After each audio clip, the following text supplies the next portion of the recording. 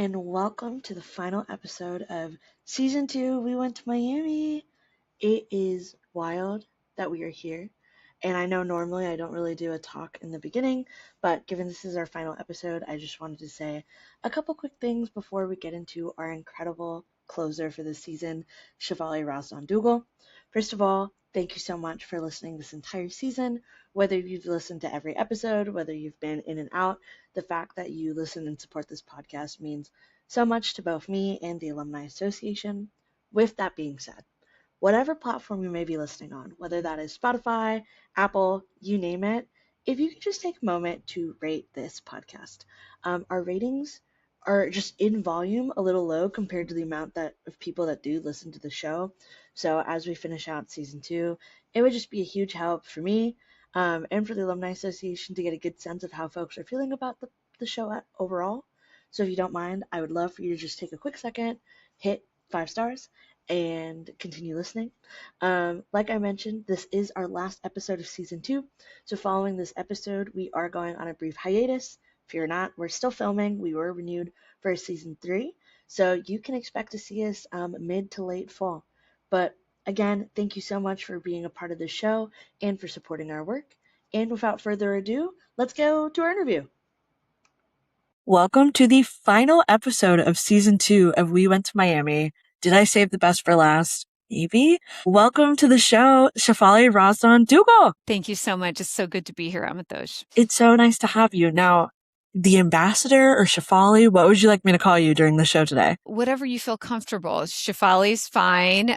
That's quite fine. Okay, perfect. Well, I kind of gave away my lead here, but Shefali, you have a very unique job title. For our folks who may not recognize your name, surely they may recognize some of the things you do and the organization perhaps you work for. Do you mind introducing yourself? Sure, absolutely. So my name, again, is Shefali Razdan Duggal. I recently served as the Biden-Harris United States Ambassador to the Kingdom of the Netherlands, and I worked in politics for 17 years. I am a graduate of Miami University, 1993, so a long time ago, and went to graduate school after that. But I'm just so happy to be here. It's incredible to have you, and of course, we're going to have to talk about your day job, but let's run it back earlier with how did you end up at Miami, Shefali? Thank you for asking. I grew up in Cincinnati, Ohio. I was born in India, grew up in Cincinnati, and my parents were divorced when I was very young. And my number one choice of school was actually, since I was young, Miami of Ohio. And while it was also very geographically close, only 40 some minutes away from home, and I did live on campus, but I went home quite a bit to check on my mother. But that's what led me there. I just had this connection there. I felt very at home whenever I happened to visit when I was in high school. So that's what led me there.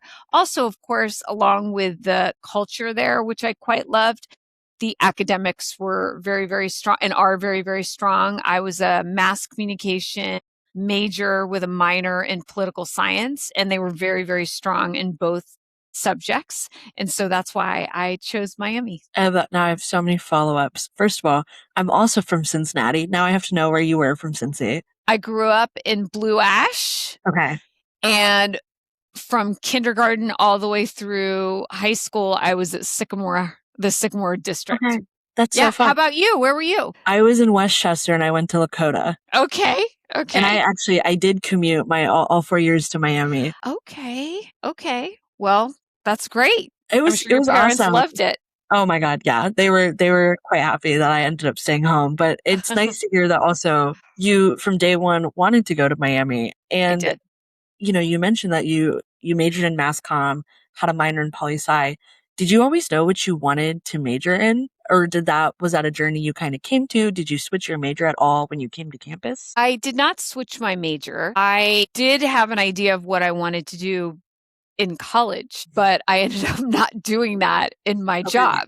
So in terms of did I go to Miami thinking I'd like to be in government or in politics? No, I went to Miami with the major of mass communication for 2 reasons.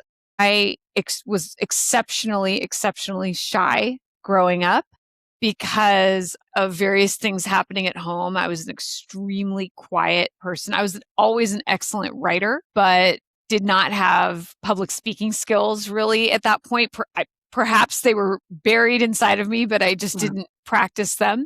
So one of the reasons I chose mass communication was because I was trying to force myself into becoming a better public speaker. And my initial thought was to go into broadcasting. Whoa. So Okay. because I also grew up watching the CBS Evening News, and by the time they got to Connie Chung as being the anchor, this is way before your time, but Yeah. she was an Asian woman who was the anchor, and I could not believe I was seeing an Asian woman on the national nightly That's incredible. news. And so I thought, I think I could do that. And then my minor in political science was because I did have an interest in politics because of various personal reasons. I'm sure we can talk about at some point, but it was, I actually, government and politics didn't cross my mind as a career until much later in life. Fascinating. Okay. And so, what I find interesting is you mentioned that you were very shy, and I don't know if introverted is the right label for that, but someone very shy going into college wanting to be a broadcast journalist, that feels like a bit of, not dissonance, but at what point were you I realize I'm shy, but I really want to be putting myself out there and I'm finding it challenging to do so? Well, that's a great question, by the way. It's not necessarily Amatoj because I was trying to get myself out there. It was because I was trying to actually change something that was dwelling within, which was this exceptional difficulty making even eye contact with people and speaking outside of the classroom. I was an exceptional student in high school. I talk about this. It's funny. I was voted biggest brown noser in my high school, which is a term that actually people don't use now, thank goodness. But I was voted that by my high school class because I was that student that always was raising my hand in class because I studied so much. Yeah. But then outside of that, I couldn't speak really to people my own age. I just had so much difficulty. So I knew both consciously and subconsciously when I was in, say, 11th grade, maybe even 10th grade, that I had to probably more 11th grade, I had to pull myself out of the shyness if I wanted to change my destiny. And I was just following this pattern of seeing this woman, Connie Chung, and I thought, okay, I need to learn how to speak in front of people. So it was then when I entered college and I focused on mass communication in broadcast journalism. That's when I first went in thinking I just need to do this so I know how I can speak to people. Yeah. But then I realized, perhaps I might be, I'm better at this than I realized. So that's how it happened. That's wonderful. And, you mentioned having a hard time, connecting with your peers, having a hard time maintaining eye contact. Did that break off at a certain point when you got to Miami? What was your approach to finding and building community when you got to campus? Absolutely. Another wonderful question, Amadoj. So I got to Miami. I was assigned to Tappan Hall, which actually at that time was an all girls dorm. Wow. Okay. Yeah, because this is when there were very few co-ed dorms, I think maybe 2 at that time. And most parents were very focused on keeping their children in the single sex dorms. And at Miami, I arrived there still quite shy. It was within the first couple of weeks that I was there that I realized that, again, the only way to do this was that's when I realized I have to force myself out of my comfort zone. And there's this old phrase that people used to say, I don't know if your generation says it as much now, but it's called fake it until you make it. Absolutely. And that's what I did my entire first year in Miami. I was smiling all the time. I was saying hi to people. I was forcing myself to make eye contact.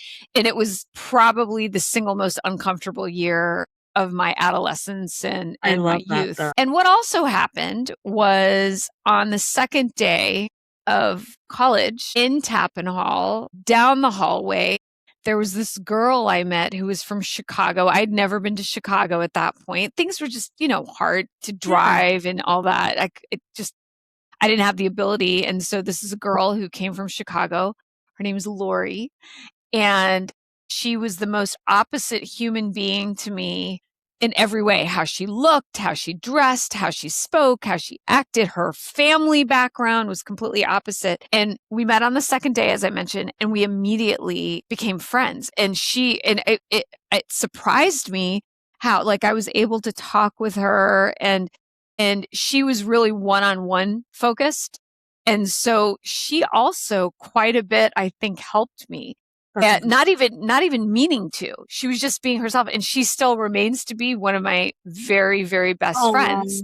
So that's another lesson that I would always tell anyone from Miami, whether it's in Miami or recent grads, which is you develop these really, really authentic friendships when you're all throughout life, but especially when you're young, and to really nurture those, because you might go in different directions. Like Lori and I went in totally different directions in every possible metric. Yeah. But we support each other with every bit of our hearts. But I would say she was probably a big hand holding for me without her even knowing it. That's so beautiful. And, we're going to come back to your kind of collegiate journey and how that came about. But I love, first of all, I also have a Lori. My Lori is Kennedy, who I met my first week at Miami, who ended up being one of my best friends. But truly we were polar opposites in the best way. You talk about the importance of nurturing relationships and how even now, this Lori is someone who is a really essential part of your life. Yeah. I think a lot of people struggle with maintaining and nurturing relationships post grad. And I mean, for your generation as well, we have it so much easier. What have you found successful in nurturing relationships, and what has worked for your own as you came out of Miami and you graduated? So yeah, it was a different time. As I mentioned, I graduated in 1993. This is before widespread cell phones. This is before email. Oh, wow. Yeah, this is before email, and meaning widespread. I'm sure in certain governmental organizations, they had cell phones and were using email, but it was not broadly used. So at that time when I was very young, and I think the bigger question is, how did I prioritize it? But when I was very young, it was letter writing, not phone calls, because phone calls were long distance and they cost money. Absolutely. So it was letter writing. And so I just made sure to note, I'm a very, very good listener.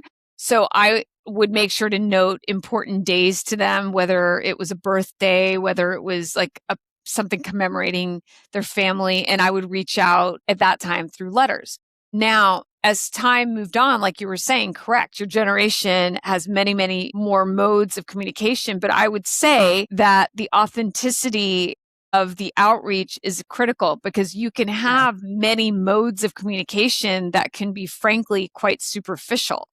And so while that could be an easy way to keep in touch, but are you really keeping in touch with the heart, or are you keeping in touch just for the sake of having a contact or checking the box? Yeah. And so people can feel the difference, Amatoj. So I think, again, a great gift that I had from my youth is, people have asked me in the past, what was the hardest part of your life? And I say my childhood. And while it sounds kind of dark, but it's not meant to be. Why I say it was difficult, and again, I'm sure we'll get into that, is for one set of reasons. But what I learned from it was the importance of relationship building, because I felt quite alone when I was growing up, very alone.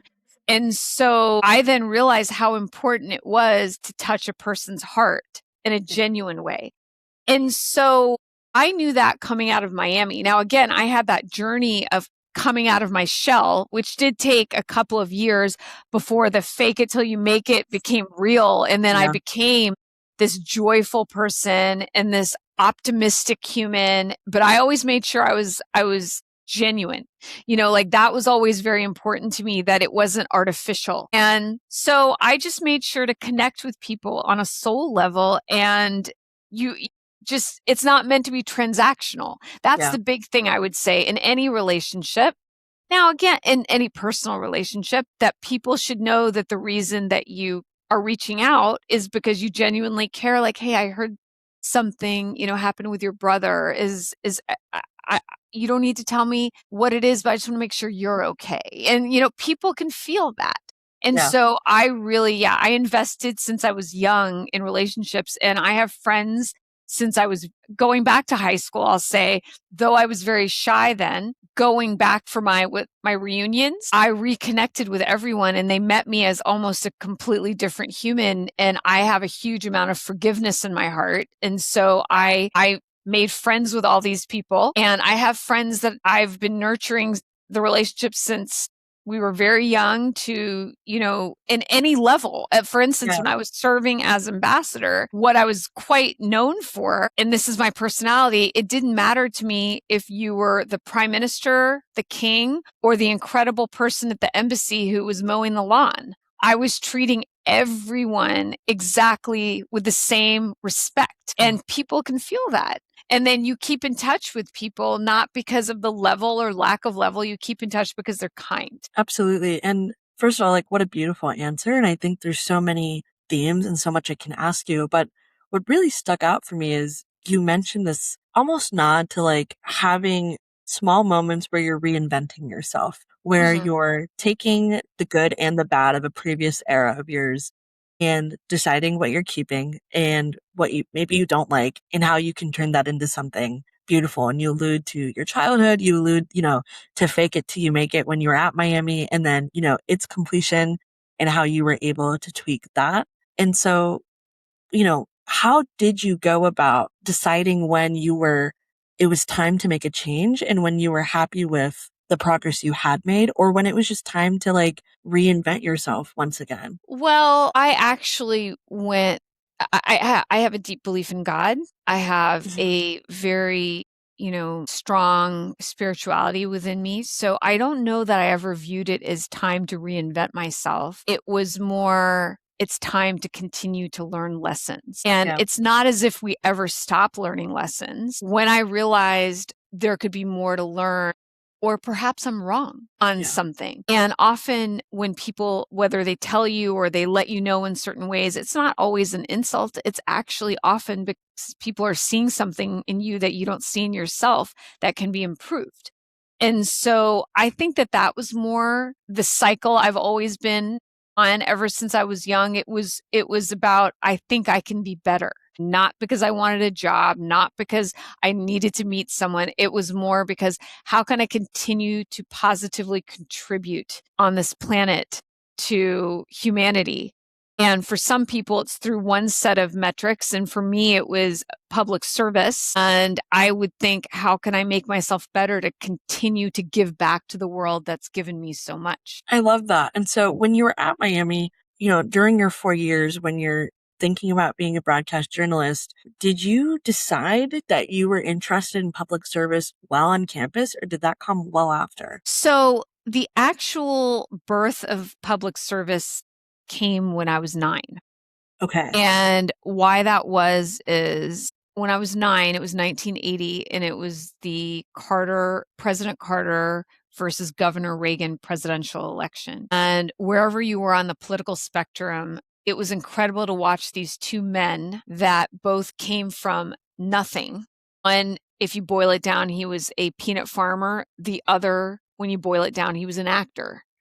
And they both came from very impoverished childhoods, and they rose up to compete to be president of the United States. And I was amazed at how in this country that possibility existed. And that particularly touched me because going back now to my childhood, I was raised by a single mother. She worked 2 minimum wage jobs. She was a seamstress during the day, and she worked at the grocery store, Kroger, which I know you all would know. Absolutely. Cutting vegetables in the evening. And so I grew up with no privilege, no entitlement. I was really someone by God's grace and hard work. That was the only thing that was going to change my destiny. And when I saw these two men running, even at the age of 9, I was always an exceptionally mature young person. I wasn't playing with dolls at 9. I was just wondering, what is this craziness happening at home when my father was leaving and things were insane? And I thought, if these two men could do it, then maybe I can make something of my life. And then a few years later is when I got a little older and I really understood the suffering of my mother, is when I realized getting the right people into elected office are the kinds of people that can help people like my mother, and so that was always dwelling within me. Yeah. And by the time I was a senior at Miami is when I made the decision that broadcasting, though incredibly important, was perhaps not as much in my interest as I thought it was, but that major served its purpose in that I finally broke out of the shyness and I was able to speak. And then I started focusing on the public service. And what did that look like post-grad? So like you graduate with your mass comms degree, you have your minor in political science. I'm sure your mom is like extremely proud of you to hit this milestone. You're leaving the Phi Delta gates of Oxford campus. What happens next?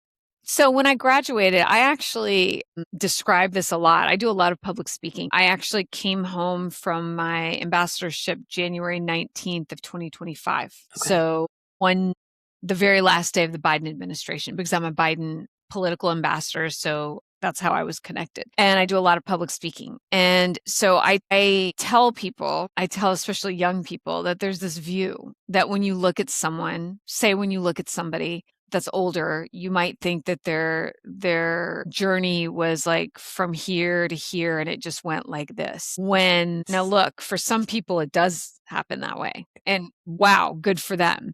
But for me, it was every which way. Absolutely. And so when I graduated, no, I could not. I graduated. I always talk about the fact that I view myself as a trail of failures, and I was very resilient. I graduated knowing I wanted to go to graduate school. I applied to law school. I dropped out of one law school. Then I failed out of the second law school. That's when I realized law school was not right for me. Yeah. And then I was working also as a paralegal at that time. Then I finally went to NYU and got a degree, another version of a political science. It's got a fancy name, but a political science degree. And then when I graduated from New York University and I moved back to then Chicago, I could not afford to go into politics because politics, at that time, people talk about how there's no money in politics now. You've got to think how little there was. This is like a $17,000 a year job when I was coming out. It was insane. And I had now so many loans. I had Miami to pay because I was on loans at Miami, loans at NYU, and then loans at one of the law schools. And so I did not go into politics at first. I was working as an IT recruiter in Chicago for a couple of years. And then it was after I got married and we moved from Chicago to Boston was when I finally began my journey in politics. And that's when I walked into Senator Ted Kennedy's office and I offered to volunteer.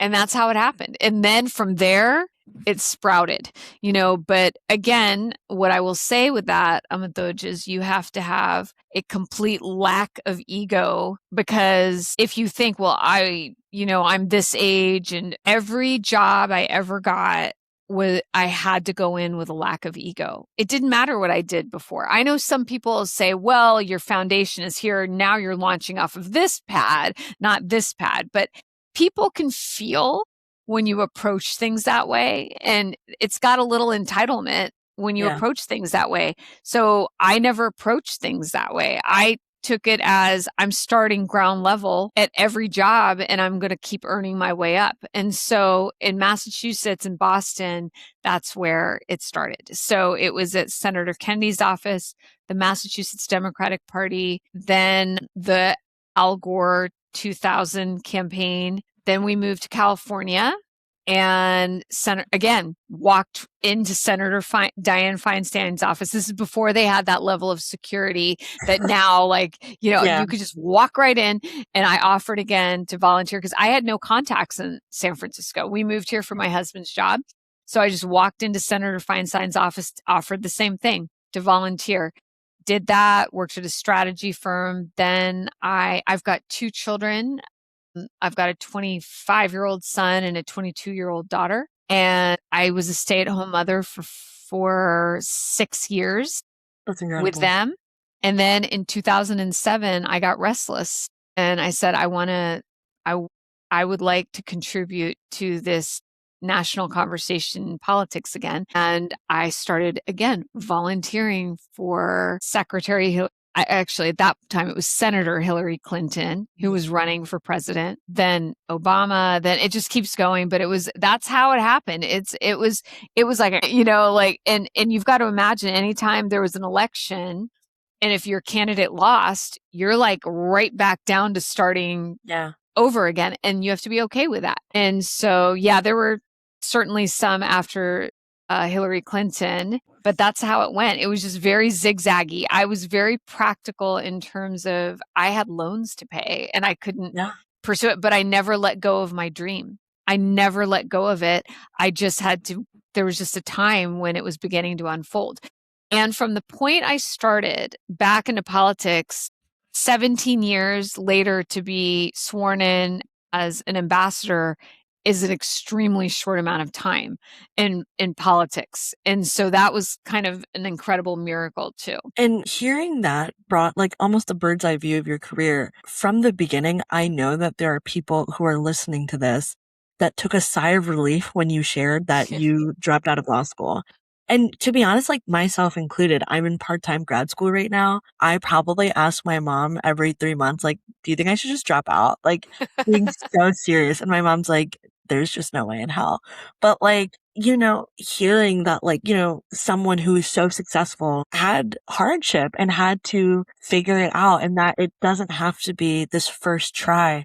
And, I don't know if it's because we're in an age of social media where so many people see the highlight reel of folks' lives, but like we don't hear enough that like it's okay to have like the squiggly path to where you want to go. And that reality is the squiggly is more normal, but like no one talks about it. So let me tell you, like I'll add some more squiggles in there that I was always very open about. So, the last thing I'll tell you is going to be kind of, I'm sure you're going to have questions on it, but so 2-time anorexic, 2-time assault survivor. Both assaults were strangers on the street. Oh my gosh. And I've been arrested twice.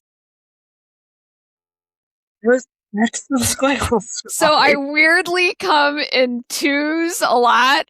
And so yes. Well, and so when I was going through my background check to be an ambassador, you sit with what's called diplomatic security, which is the folks at the State Department that have to do some pretty intense interviewing of you. I mean, you go through an incredible background check. Like no stone is left unturned. None. Like, and again, I'm a different age where my social media is not like, right. It's more like positive. And so my social media, my social media was not the problem.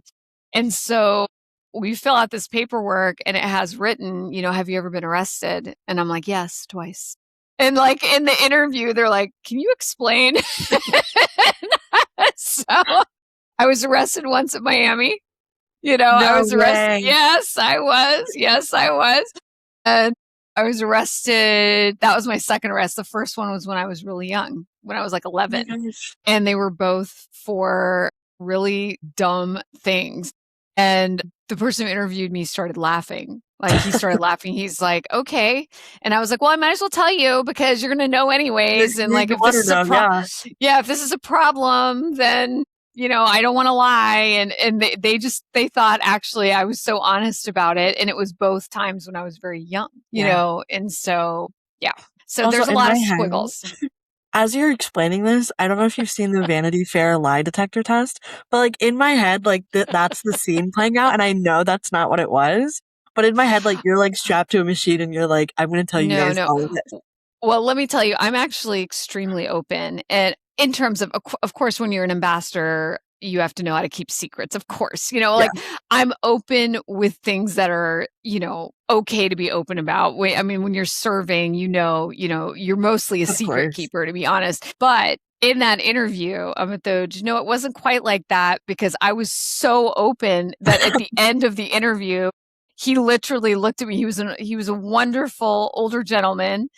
And he looked at me and he just like leaned back and he's like, wow, that was TMI. And I'm like, oh, I just wanted you to know, I didn't want anything, and he's just like, yeah, because the way I feel, again, this is like a larger philosophy, is how you do the little things reflects how you'll do the big things. Absolutely. So if you're not going to tell the truth on something, I'm not saying it's little, but like on things that should be transparent, then how possibly could the US government trust me?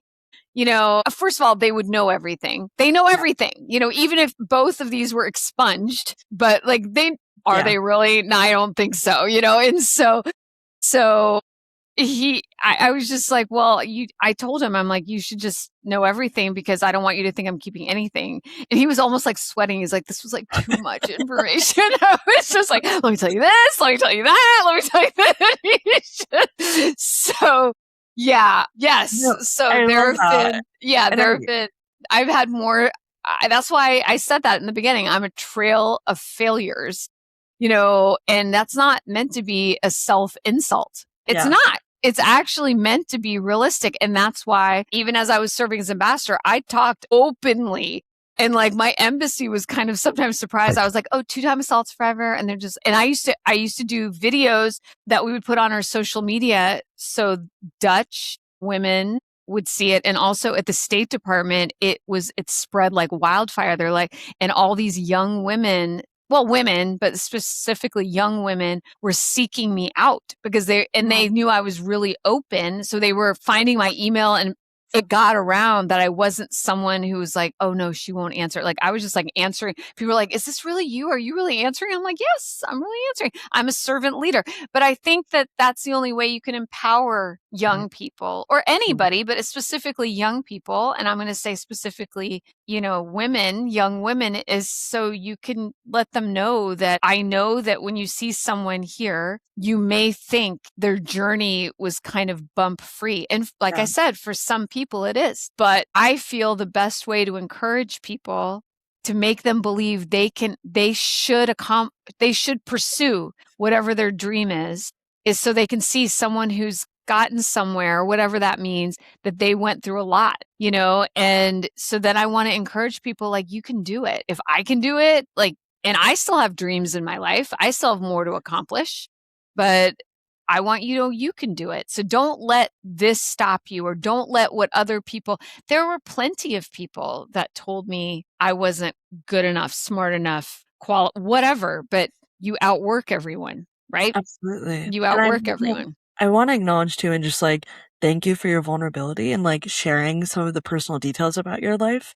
I know, like you mentioned, you've shared before, and I'm sure this is like stuff that you are comfortable sharing with, but nonetheless, like so many people I know, fortunately and unfortunately, will relate to like some of your past experiences, and hearing someone at your level openly talk about it. And like, to the point where like maybe you and I can giggle about a underage arrest, like, like they're, for the dumbest reasons. Oh my gosh. Because in the moment, even like assault survivors, in the moment, it is very traumatic, and like dealing with the police, very traumatic. And like to see you come up on the other side of that, like openly sharing, laughing, and like being at a position where you can look back and be like, and that was crazy. And here we are, like so appreciative of that, truly. Well, thank you. And the other part of, let's say, even specifically the assaults is, and this will have connectivity with a certain percentage of your listeners and viewers, is that if you come from a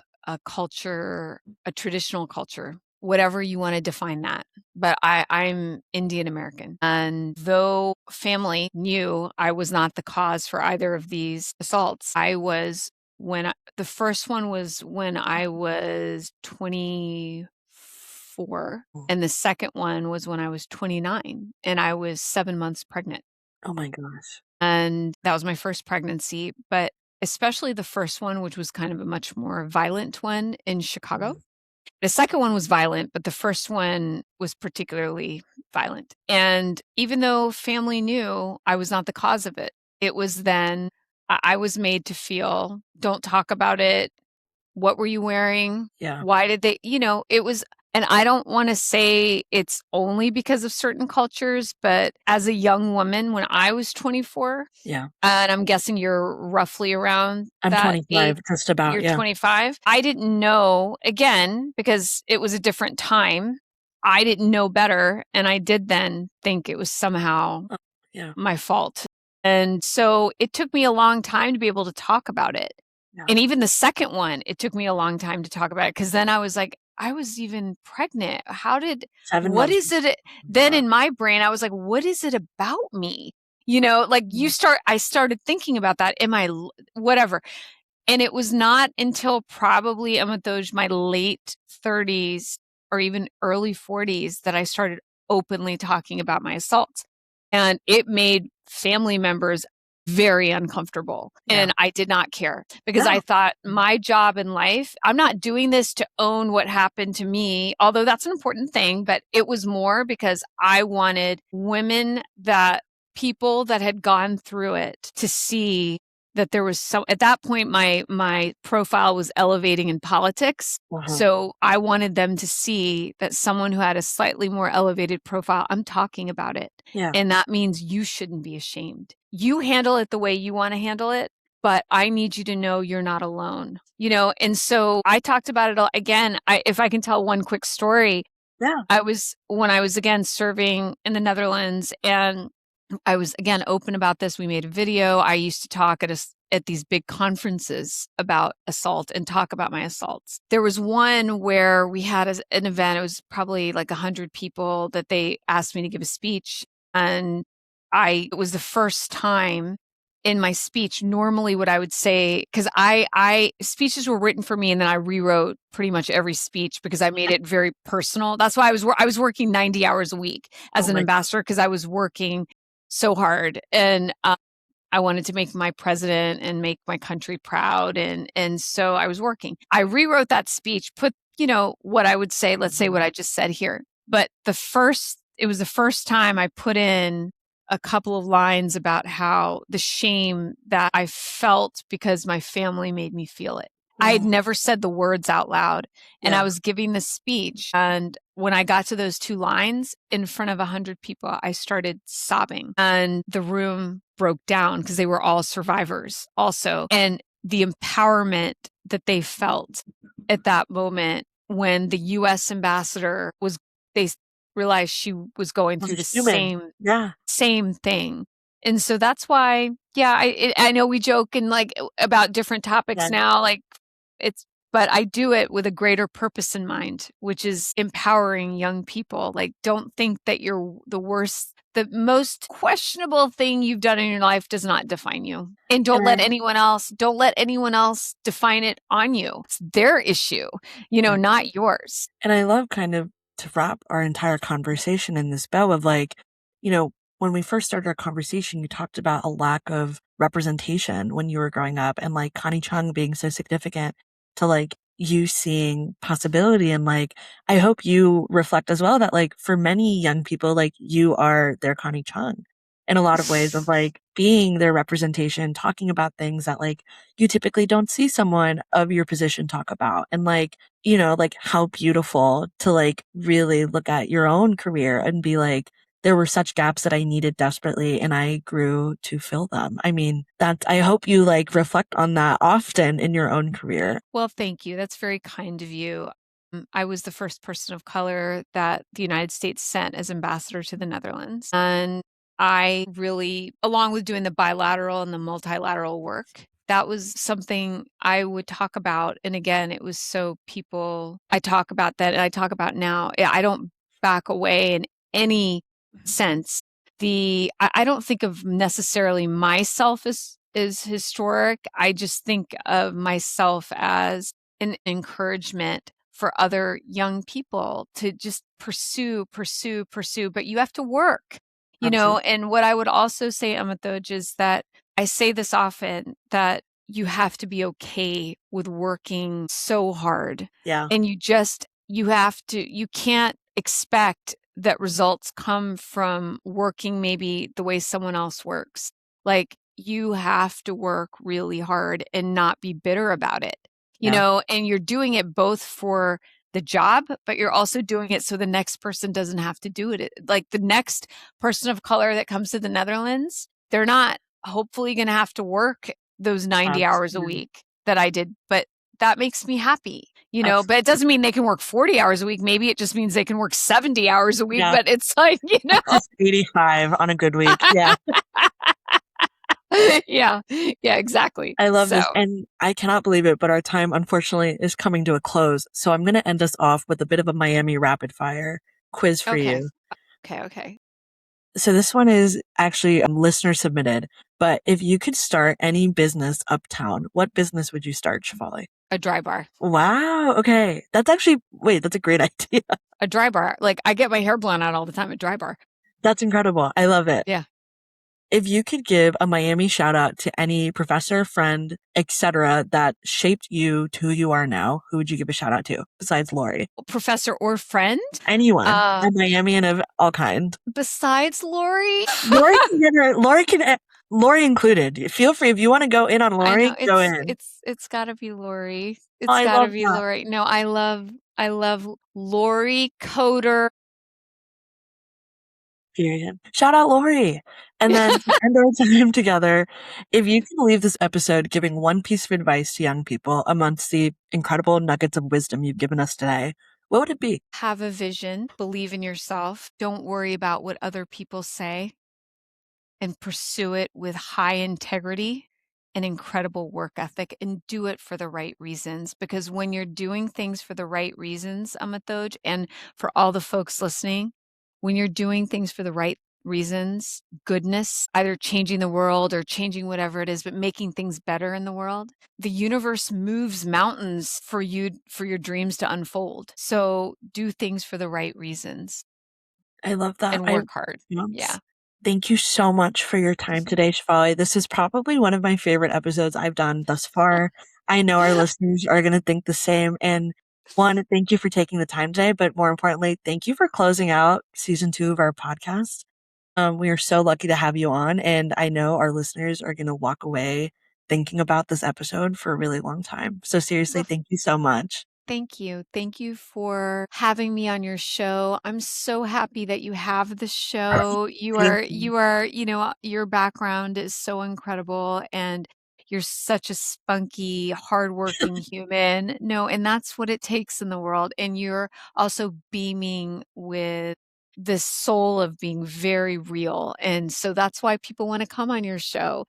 And I love Miami. I'm so in love with Miami University. Like the university has been so good to me, so pivotal in my journey in my life. And I do visit from time to time, and I look forward to being back in October. So if anyone is on campus, I hope I can maybe see some of you when I'm there. Well, thank you so much again, Shefali. And campus is going to be excited to see you whenever you make it there. Thank you. It was so good to be with you.